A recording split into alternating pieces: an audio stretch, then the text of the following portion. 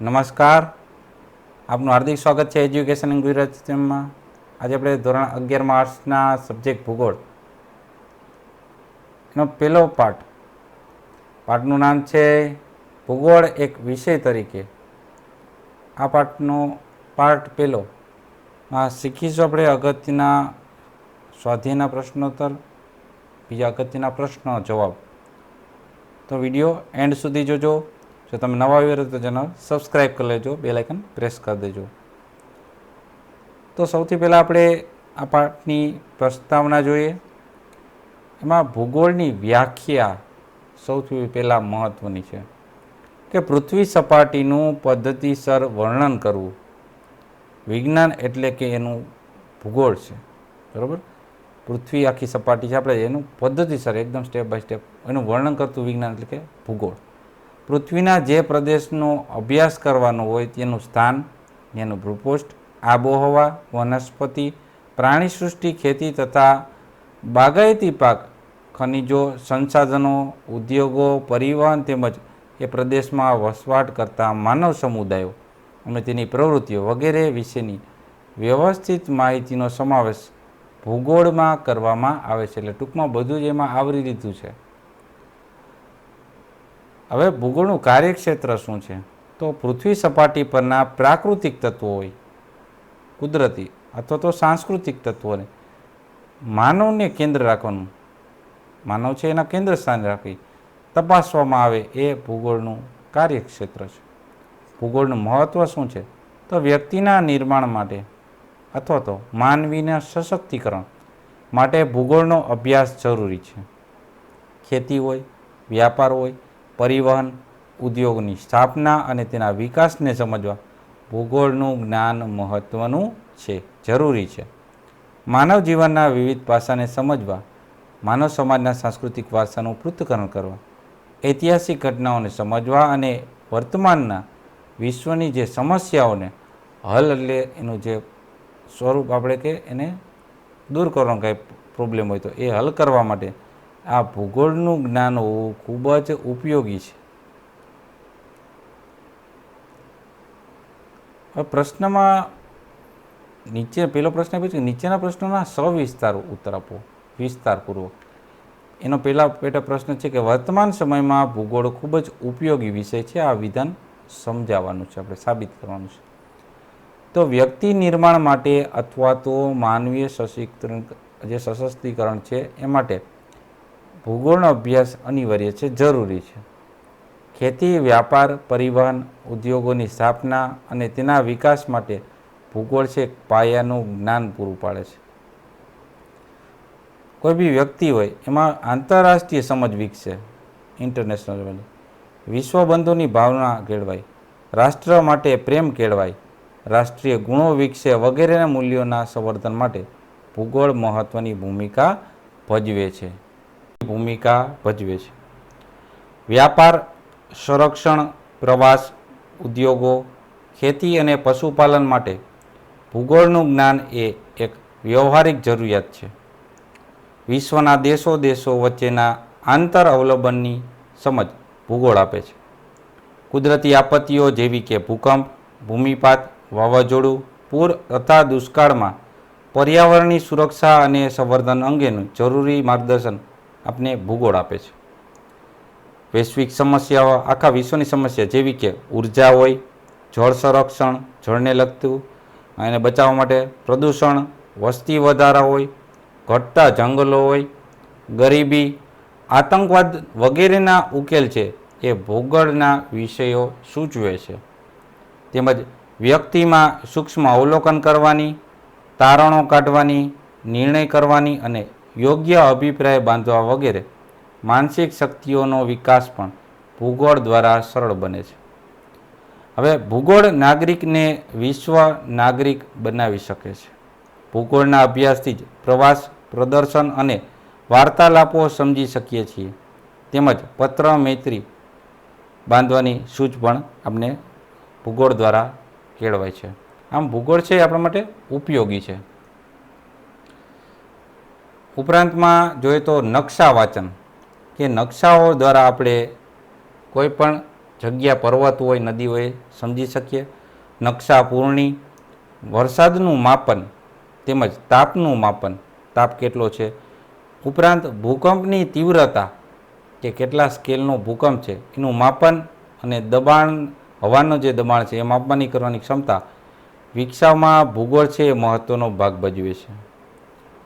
ભૌગોલિક ઘટનાઓ વડે કાર્યકરણ સંબંધ કેળવવાની માનસિક ક્ષમતા કેળવાય છે. મૃદાવરણ, વાતાવરણ, જલાવરણ અને જીવાવરણ સંબંધી વિશેષતાઓ અને વિવિધતાઓની જાણકારી ભૂગોળ આપે છે, જેથી વ્યક્તિની જિજ્ઞાસા વૃત્તિ સંતોષાય છે. આપણા ભવ્ય અને ગૌરવપૂર્ણ અતીતને જાણવા તેમજ સાંસ્કૃતિક વારસાને સમજવા માટે કે સમજાવવા માટે ભૂગોળનું જ્ઞાન અતિ આવશ્યક છે, જરૂરી છે. સમગ્ર વિશ્વ એક પરિવાર છે તેવી ભાવના પણ ભૂગોળ વડે જ ચરિતાર્થ થઈ શકે છે. તેથી પ્રવર્તમાન સમયમાં, હાલના સમયમાં ભૂગોળ વિષયનું જ્ઞાન આવશ્યક બન્યું છે. બીજો પ્રશ્ન છે, ભૂગોળનો અર્થ સમજાવી તેના વિષયની ચર્ચા કરો. ભૂગોળનો શાબ્દિક અર્થ એટલે કે શબ્દ દ્વારા કહે તો પૃથ્વીનું વર્ણન, ભૂગોળ એટલે પૃથ્વીનું વર્ણન એવો થાય છે. પૃથ્વી સપાટીનું પદ્ધતિસર વર્ણન કરતું વિજ્ઞાન એટલે કે ભૂગોળ. ભૂગોળ માટે જિયોગ્રાફિક શબ્દ સૌપ્રથમ ઈસવીસન પૂર્વેની બીજી સદીમાં ગ્રીક ભૂગોળવિદ ઇરોટોસ્થિનીસે પ્રયોજ્યો હતો. જિયોગ્રાફિક લેટિન ભાષામાં જીઓનો શબ્દ થાય છે, અર્થ થાય છે પૃથ્વી, અને ગ્રાફિક એનો અર્થ થાય છે વર્ણન કરવું. તેથી ભૂગોળ એટલે કે પૃથ્વીનું એક વર્ણન કરનારું વિજ્ઞાન. કેટલાક ભૂગોળવિદો ભૂગોળના સમગ્ર વિષય વસ્તુઓ આ 3 ટૂંકા પ્રશ્નો કે 7 શબ્દમાં વર્ણવે છે. શું છે એટલે કે વોટ ઇઝ, ક્યાં છે એટલે વેર ઇઝ, અને શા માટે છે એટલે કે વાય ઇટ ઇઝ. ભૂગોળ એનું કાર્યક્ષેત્ર પૃથ્વી જેટલું વિશાળ હોવા છતાં તેમાં મુખ્યત્વે 2 પરિબળોનો અભ્યાસ થાય છે. એક પ્રાકૃતિક પરિબળો કે જે તત્વો અને સાંસ્કૃતિક તત્વો.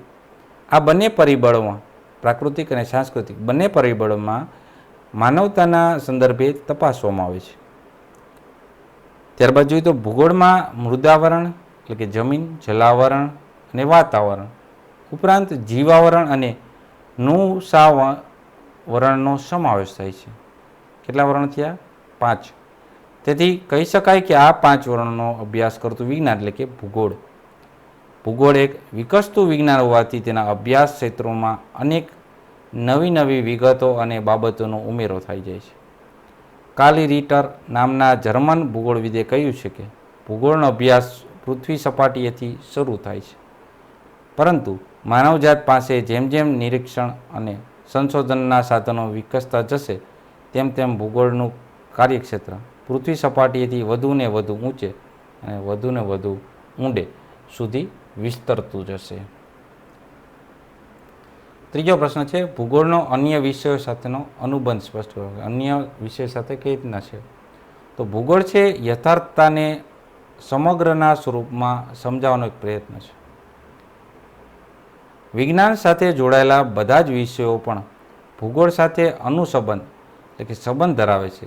એક સંશ્લેષણાત્મક વિષયના રૂપમાં ભૂગોળ અનેક પ્રાકૃતિક અને સામાજિક વિજ્ઞાનની સાથે ગાઢ સંબંધ ધરાવે છે. જેમ કે પૃથ્વીની ધરી ભ્રમણ ગતિ છે, પૃથ્વી પોતાની ધરી પર ફરે છે ભ્રમણ ગતિ, અને કક્ષા ભ્રમણ ગતિ એટલે કે જે સૂર્યની આસપાસ ફરે છે કક્ષામાં એ ભ્રમણ ગતિ. ઉપરાંત રેખાંશ, અક્ષાંશ, પ્રમાણ, સમય, વરસાદ, તાપમાનના આલેખો વગેરે ભૌગોલિક બાબતો સમજવામાં પણ ગણિત વિષય મદદ કરે છે, પણ એ ભૂગોળ સાથે સંલગ્ન છે. ગ્રહણનો સમય, પૂર, ભૂકંપ તથા અન્ય કુદરતી આફતોની આગાહી કરવા ભૂગોળ અને ગણિત અને વિજ્ઞાનની મદદ લે છે. ભૂગોળમાં ગણિત અને વિજ્ઞાન બેની મદદ લેવામાં આવે છે. આ શીખવા બધી રાષ્ટ્ર કે વિદેશના ઐતિહાસિક મહત્વની ઘટનાઓનું હાર્દ પામવા ભૂગોળના જ્ઞાનની જરૂર પડે છે. ભૌતિક ભૂગોળની બધી જ વિદ્યા શાખાઓ પ્રાકૃતિક વિજ્ઞાન સાથે સહસંબંધ ધરાવે છે. ભૂસ્તર વિજ્ઞાન, ખગોળ વિજ્ઞાન, ભૌતિક વિજ્ઞાન, વનસ્પતિ વિજ્ઞાન, જીવ વિજ્ઞાન વગેરે વિજ્ઞાનનો સાથે ભૂગોળને ખૂબ જ ગાઢ સંબંધ છે. સામાજિક વિજ્ઞાનના બધા વિષયો દર્શનશાસ્ત્ર, ઇતિહાસ, નાગરિકશાસ્ત્ર, રાજ્યશાસ્ત્ર, અર્થશાસ્ત્ર, સમાજશાસ્ત્ર અને નૃવંશશાસ્ત્ર સાથે આપણે ભૂગોળને પ્રત્યક્ષ એટલે ડાયરેક્ટ સંબંધ છે સામાજિક વિજ્ઞાનના બધા વિષયો સાથે ભૂગોળનો. બરાબર. રાજકીય ભૂગોળ, ઐતિહાસિક ભૂગોળ, આર્થિક ભૂગોળ, વસ્તી વિષયક ભૂગોળ, સામાજિક ભૂગોળ વગેરે ભૂગોળની શાખાઓ સામાજિક વિજ્ઞાન સાથે પણ સંબંધ ધરાવે છે. એટલે આ રીતના એકબીજા સાથે અનુબંધમાં છે. ઉપરાંત પરિવહન, વ્યાપાર, દૂરસંચાર સેવાઓ, ઉદ્યોગો અને ખેતી વગેરે માનવીની આર્થિક પ્રવૃત્તિઓને ભૂગોળનો અભ્યાસ કરે છે. આમ ભૂગોળ છે એક અર્થશાસ્ત્ર સાથે પણ ઘનિષ્ઠ સંબંધ ધરાવે છે. નકશા વાંચન, નકશા પૂરણી તેમજ અક્ષાંશ વૃત્તો, રેખાંશ વૃત્તોની ગણતરી માટે ભૂગોળ ભૂમિતિનો આધાર પણ લે છે. એટલે ભૂમિતિ સાથે પણ સંબંધ ધરાવે છે. તત્વજ્ઞાન ભૂગોળના ક્રમિક વિકાસ સાથે સ્પષ્ટ ઐતિહાસિક ભૂમિકા પણ ભજવે છે. સમયના સંશ્લેષણ માટે ભૂગોળ ઇતિહાસની પણ મદદ લે છે. રાજ્ય વ્યવસ્થાઓ, રાજ્ય વિસ્તાર, વસ્તી, ભિન્ન ભિન્ન સામાજિક સંગઠનો હોય, જુદા જુદા સામાજિક સંગઠન વગેરેના વિશ્લેષણ માટે પણ ભૂગોળ છે રાજનીતિક વિજ્ઞાન પાસેથી આધાર મેળવે છે. એટલે રાજનીતિક વિજ્ઞાન સાથે પણ સંલગ્ન છે. વ્યક્તિમાં આંતરરાષ્ટ્રીય સમજ વિકસે, વિશ્વ બંધુત્વ અને વિશ્વ સંગઠનો પ્રત્યેની ફરજો વિકસે તે માટે ભૂગોળ પોતાનો અનુબંધન નાગરિક શાસ્ત્ર સાથે જોડે છે. આમ ભૂગોળ પ્રાકૃતિક તેમજ સામાજિક વિજ્ઞાન સાથે પોતાનો સંબંધ પ્રસ્થાપિત કરે છે, જોડે છે. ત્યારબાદ છે નીચેના પ્રશ્નોના મુદ્દાસર ઉત્તર લખો. પહેલો પ્રશ્ન, ભૂગોળની મુખ્ય પ્રશાખાઓ વિશે જણાવો. તેનો જવાબમાં છે ક્રમબદ્ધ અથવા તો પદ્ધતિસર અભિગમના આધારે ભૂગોળના 4 પેટા વિભાગો નીચે મુજબ છે. પહેલું, ભૌતિક ભૂગોળના પેટા વિભાગો. બીજું, જૈવિક ભૂગોળના પેટા વિભાગો. ત્રીજું, માનવ ભૂગોળના પેટા વિભાગો. ચોથું, ક્રિયા અથવા તકનીક એટલે કે ભૌગોલિક પ્રવિધિઓ અને પ્રયુક્તિઓના પેટા વિભાગો. આમ 4 ભૂગોળના પેટા વિભાગ થયા.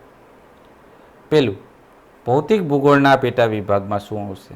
તેમાં ભૂ સ્વરૂપ વિજ્ઞાન, સમુદ્ર વિજ્ઞાન, આબોહવા વિજ્ઞાન, જમીન વિજ્ઞાન અને જળ વિજ્ઞાનનો સમાવેશ થાય છે. બીજું, જૈવિક ભૂગોળના પેટા વિભાગો. એમાં આવશે પારિસ્થિતિક ભૂગોળ, વનસ્પતિ ભૂગોળ, પર્યાવરણીય ભૂગોળ અને પ્રાણી ભૂગોળ. ત્રીજો છે માનવ ભૂગોળના પેટા વિભાગો. તો એમાં આવશે સામાજિક તેમજ સાંસ્કૃતિક ભૂગોળ, ઐતિહાસિક ભૂગોળ, વસ્તી વિષયક ભૂગોળ, રાજકીય ભૂગોળ અને આર્થિક ભૂગોળ. ચોથો આવશે ક્રિયા તકનીક એટલે કે ભૌગોલિક પ્રતિવિધિઓ અને પ્રયુક્તિઓના પેટા વિભાગો, જેમાં નકશા નિર્માણ, નકશા બનાવવાનું, માત્રાત્મક તકનીકની, ક્ષેત્રીય સર્વેક્ષણ અને ભૌગોલિક માહિતીનો સમાવેશ થાય છે. પ્રાદેશિક ભૂગોળના મુખ્ય શાખાઓ નીચે પ્રમાણે છે. એમાં પહેલી છે પ્રાદેશિક અધ્યયન, બીજું પ્રાદેશિક વિશ્લેષણ, ત્રીજું છે પ્રાદેશિક વિકાસ અને ચોથું છે પ્રાદેશિક આયોજનો. આ પ્રાદેશિક ભૂગોળની મુખ્ય 4 શાખાઓ. ત્યારબાદ બીજો પ્રશ્ન છે કે ભૌતિક ભૂગોળના પેટા વિભાગોની જણાવી એનું ટૂંકમાં વર્ણન કહેવાનું છે. તો ભૌતિક ભૂગોળના 5 પેટા વિભાગ છે.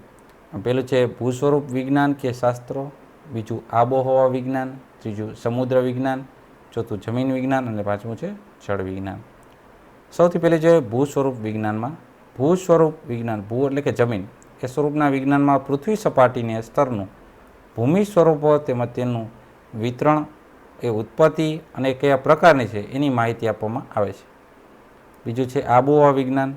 તો આબોહવા વિજ્ઞાનમાં વાતાવરણના સ્તરો છે, ઋતુના કેટલી, પછી વાતાવરણના ઘટકો કેવા છે અને તેના તત્વો જેવા કે તાપમાન છે, હવામાનનું દબાણ, પવનો છે, વૃષ્ટિની કઈ રીતની છે, અનાવૃષ્ટિ છે, અતિવૃષ્ટિ છે, વાદળો, ચક્રવાત તથા સ્થાનિક પવનોનો અભ્યાસ આ આબોહવા વિજ્ઞાનમાં થાય છે. ત્યારબાદ છે ત્રીજા નંબરમાં સમુદ્ર વિજ્ઞાન.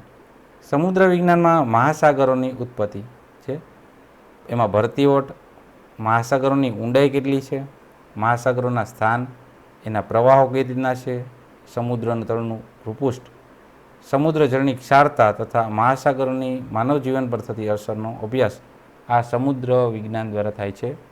ત્યારબાદ છે જમીન વિજ્ઞાન. જમીન વિજ્ઞાનમાં જમીનના પ્રકારનું નિર્માણ, વિતરણ અને તેના લક્ષણો, ઉપયોગિતાનો અભ્યાસ આ જમીન વિજ્ઞાન દ્વારા થાય છે. ત્યારબાદ છે જળ વિજ્ઞાન. તો જળ વિજ્ઞાનમાં મહાસાગરો, સમુદ્રો, નદીઓ, સરોવરો, હિમનદીઓ વગેરેની જળ રાશિ, ટૂંકમાં પાણીને લગતું તેની ભૂમિકા વિશેનો અભ્યાસ જળ વિજ્ઞાનમાં કરવામાં આવે છે. આમ ભૌતિક વિજ્ઞાનના 5 પેટા વિભાગો અને એને ટૂંકમાં વર્ણન છે. ત્યારબાદ છે ત્રીજો પ્રશ્ન, માનવ ભૂગોળ વિશે ટૂંક નોંધ લખો. તો પ્રકૃતિ અને માનવીના પરસ્પરના સંબંધના કારણે ગામડા, કસ્બા એટલે કે વિસ્તાર એનો, શહેરો, દેશ, કારખાના, સડકો, રેલમાર્ગો, રહેઠાણ વગેરે સાંસ્કૃતિક લક્ષણો કે વિશેષતાઓ તથા તેમના વિતરણનો અભ્યાસ માનવ ભૂગોળમાં કરવામાં આવે છે. તેમાં સાંસ્કૃતિક ભૂગોળ, સામાજિક ભૂગોળ, વસ્તી વિષયક ભૂગોળ, ગ્રામીણ ભૂગોળ, શહેરી ભૂગોળ, આર્થિક ભૂગોળ, ઔદ્યોગિક ભૂગોળ, કૃષિ ભૂગોળ, વ્યાપાર અને પરિવહન ભૂગોળ તથા રાજકીય ભૂગોળ વગેરે માનવ ભૂગોળની મુખ્ય વિષયની શાખાઓથી છે, એટલે એની પ્રશાખાઓ છે. માનવ ભૂગોળના માનવ વિકાસના આડે આવતા ભૌગોલિક પરિબળો અને ભૌગોલિક સમસ્યાઓ આમાં સમજાવે છે માનવ ભૂગોળમાં. ચોથો પ્રશ્ન છે, વિશ્વના મહાન ભૂગોળવિદનું પ્રદાન સમજાવો. તો ભૂગોળ વિષયને વધુ મહત્વપૂર્ણ બનાવનારા મોટાભાગના ભૂગોળવિદો ભારતના, ચીન, અરબસ્તાન અને ગ્રીસ દેશના ભૂગોળવિદો છે. હવે આધુનિક ભૂગોળના સ્વરૂપમાં યુરોપ ખંડમાં તૈયાર થઈ રહ્યું છે. આધુનિક ભૂગોળ સ્વરૂપ ગ્રીક ભૂગોળવિદે થેલ્સે ઈસવીસન પૂર્વેની 6ઠી સદીમાં જ પૃથ્વીના કદ, એનો આકાર, એની ગતિ વિશે પોતાના વિચારો રજૂ કરેલા હતા. ઈસવીસન પૂર્વે 6ઠી સદીમાં ક્લોડિયસ ટોલેમીએ પૃથ્વીના અક્ષાંશ ઋતો અને રેખાંશ ઋતો અને દેશના ભૌગોલિક સ્થાન વિશેની માહિતીઓ રજૂ કરી હતી. રોમન ભૂગોળવિદે સ્ટ્રાબોએ 17 ભૌગોલિક ગ્રંથો રચીને પૃથ્વીનું વિસ્તૃત વર્ણન રજૂ કર્યું હતું. તેમજ ભારતના આર્યભટ્ટે સૂર્યમંડળ અંગે અને વરામીરે પૃથ્વીના વ્યાસ સંબંધિત વિગતો રજૂ કરી હતી. ભાસ્કરાચાર્યએ ગુરુત્વાકર્ષણને લગતું માહિતી આપી હતી. બ્રહ્મગુપ્તે ખગોળ અને જ્યોતિષિકને લગતું વિશે એક ગ્રંથોની રચનાઓ કરી છે બ્રહ્મગુપ્તે. ઇબ્ન બતુતા નામના અરબ ભૂગોળવિદે ભારતની મુલાકાત લઈ અહીંની ભૂમિ અને લોકજીવન અંગેની માહિતીઓ રજૂ કરી હતી. નવા જળમાર્ગને શોધ કરનાર મહાન મુસાફરોએ પૃથ્વીના ભૌતિક સ્વરૂપ, દેશોના સ્થાન, મહાસાગરો તથા વિશ્વના દેશોના લોકજીવનની માહિતી આપી છે. જર્મનીના એવી હમ્બોલ્ટ, કાર્લ રિટર, ઇમ્યુએલ કાન્ટ અને ફ્રેડરિક રેડઝેલ વગેરે ભૂગોળવિદોના નામ વિષયવસ્તુ અંગે વિચારો પ્રસ્થાપિત કર્યા છે. 21મી સદીના પ્રાકૃતિક ભૂગોળ અને માનવ ભૂગોળને એક સરખું મહત્વ પ્રાપ્ત થયું. 1960થી 1970ના આ દશકા એટલે કે 10 વર્ષમાં ભૂગોળમાં માત્રાત્મક પ્રવૃત્તિ અને અદ્યતન ટેકનોલોજીનો ઉપયોગ શરૂ થયો હતો. તો આ તો આપણે ધોરણ 11માં આર્ટ્સનું ભૂગોળનું પહેલા પાઠનો પહેલો પાઠ, સ્વાધ્યાયના પ્રશ્નોત્તર જવાબો. જોતા રહો એજ્યુકેશન ગુજરાત ચેનલ, શીખતા રહો. થેન્ક યુ, આભાર.